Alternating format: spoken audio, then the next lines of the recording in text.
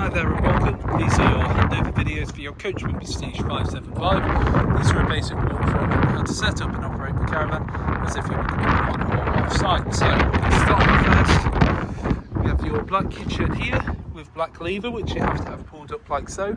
That can then allow you to wind down the jockey wheel onto the tow bar, pressing down that black handle, pushing up that red button and exposing a green ring. You have your breakaway cable just here, which legality states if you have an eye point, it has to be used. If not, wrap it around the tow bar. You then have your handbrake here to disengage, press down, and to engage, press up. As you can see, it does come up with a fair bit of force, so make sure your head's not in the way. You also have 13 pin electric on this, so if you do have 7 pin adaptation, make sure to bring yourself an adapter. 2 points either side and 2 points at the back, you have inserts for your legs. Now the caravan itself comes with a leg winder, or alternatively you can get yourself a 19mm drill bit and a power drill just to make it that bit quicker. Do not attempt to jack up or level the caravan using your legs, they're simply used for stabilisation. Using our test equipment today here, so I have a red propane gas bottle.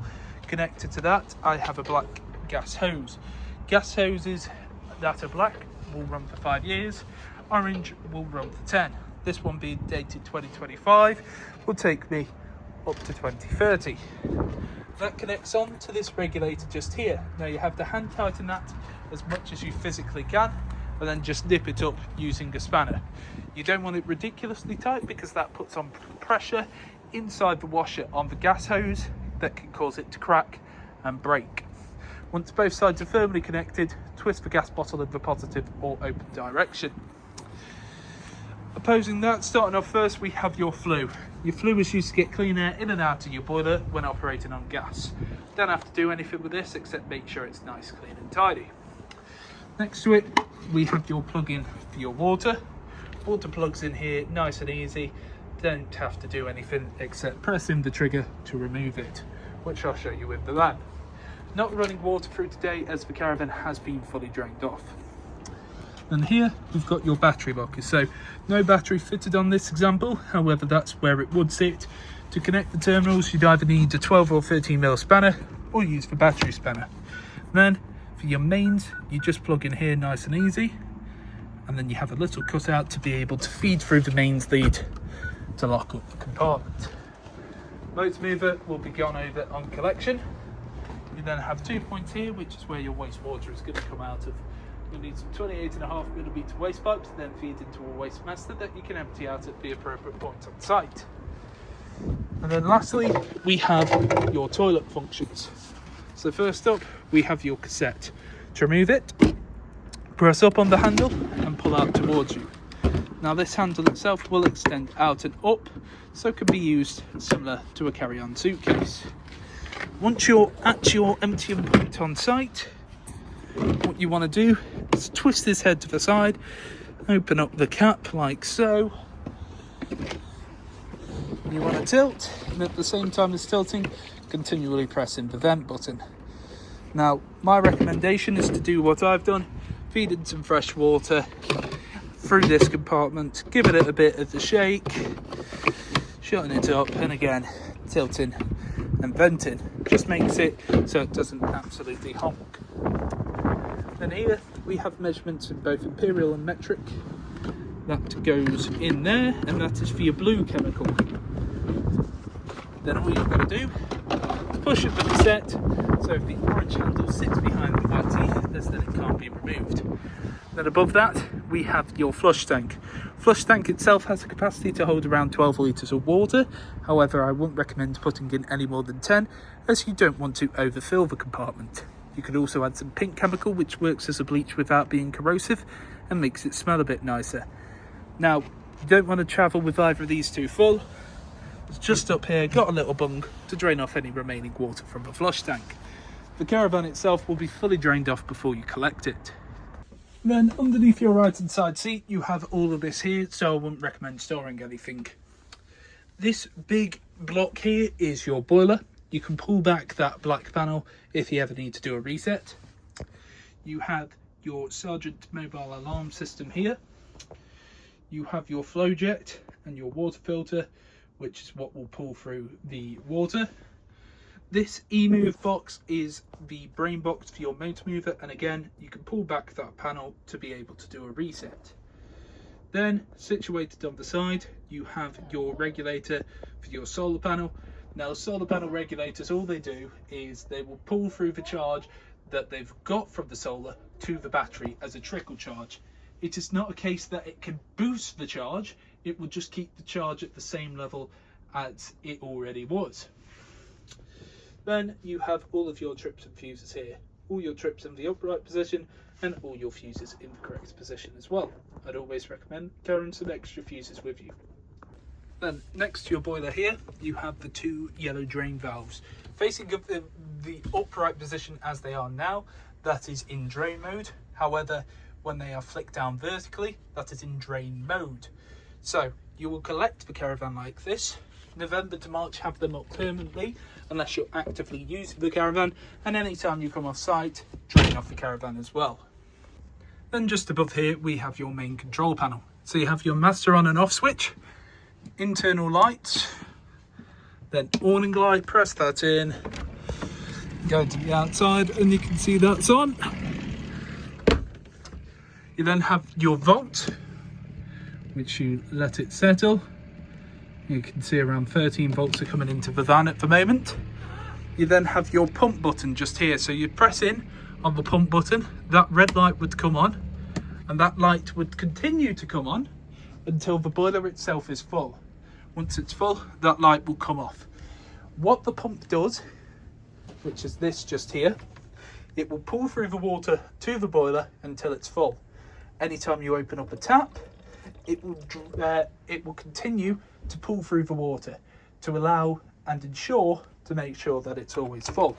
This here is your water pump. So to insert, all you have to do is press in. To remove, press in on the trigger and pull out. You have this plastic cap to go over the top of the acroll to ensure no nastiness gets in, and then at the bottom you have your strainer. One of my number one recommendations is to get some PVC tubing or something similar to put around this actual pump. Main reason being is, as you can see, it has a tendency to curl up. If it curls up, that sticks up, meaning that you can get airlocks come through. However, for an example, let's say that you're plugged in with your water, you have your drain valves in the correct position. What you would do is then pull through the water, let it settle for 2 minutes, and then open up your tap on both hot and cold and let it run for 30 seconds. What you're after is a nice steady continuous stream to ensure that the water's coming through. You can check it on this tap and your bathroom taps.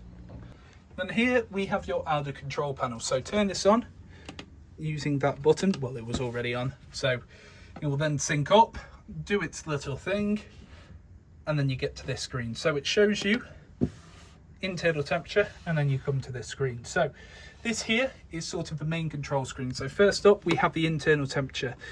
Goes up to a maximum of 30. You can either press and hold or individually tap, and starts at 5 degrees. So you can work your way down, going all the way down to 5 degrees. Now whatever you set that to, it will get to that temperature in around about an hour. Obviously it is dependent on the weather conditions as well. You then have your water temperature, so you can either have it off halfway, which will get the water temperature to about 40 degrees, or full. Now full will prioritise heating the water itself over heating the actual caravan for 30 minutes. After them 30 minutes, drops down to halfway. You then have your energy sources, so you can either use 1, 2 or 3 kilowatts of mains. Now do be aware that some sites do not have 3 kilowatt capacity, so make sure you do always check with them. Or you can use gas, or a mixture of gas of 1, 2 and 3. Then you can press this settings button and you've got some additional settings. Not going to run through that as we've set it to what we believe is the most user friendly. However, if you'd like to have a look inside your book pack, please do so. Now that screen will naturally fade off when not interacted with in around 5 minutes.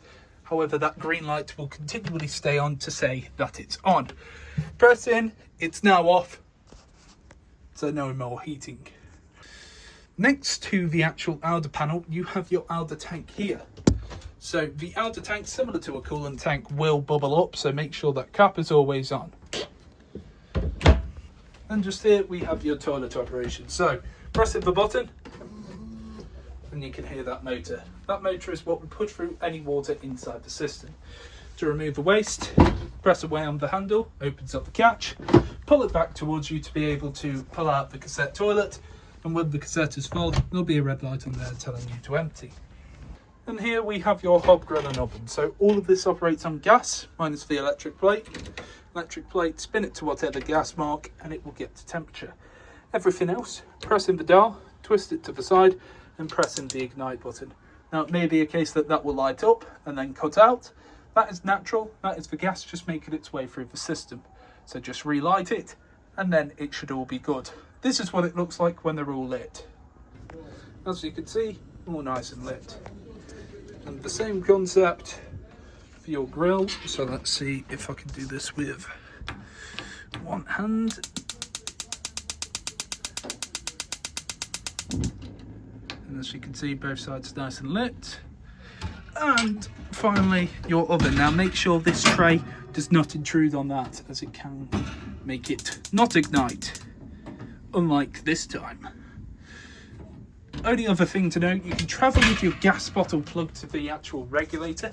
However, make sure the bottle itself is turned off.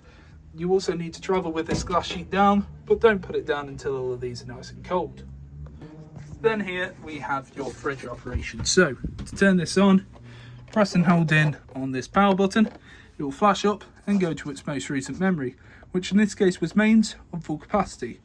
Change the source, press and hold in on this grey button. It will then begin to flash. You have the choice of mains. That battery symbol is representative of 13-pin electric, so whilst you're towing, gas or mains. So let's select gas. Now for gas itself, I wouldn't recommend selecting it until you've checked through all your hob grill and oven. Then you have the amount of power, so 1, 2, 3, 4 or 5. 5 being the most powerful, so it's going to chill it the quickest. Select, press in on the grey button. Now that screen itself will fade off when not interacted with in a while. Now you can see it's faded off, however you can see that button stays on. To turn off the fridge completely, press and hold in, it will then flash up and turn itself off. No more green light, completely off.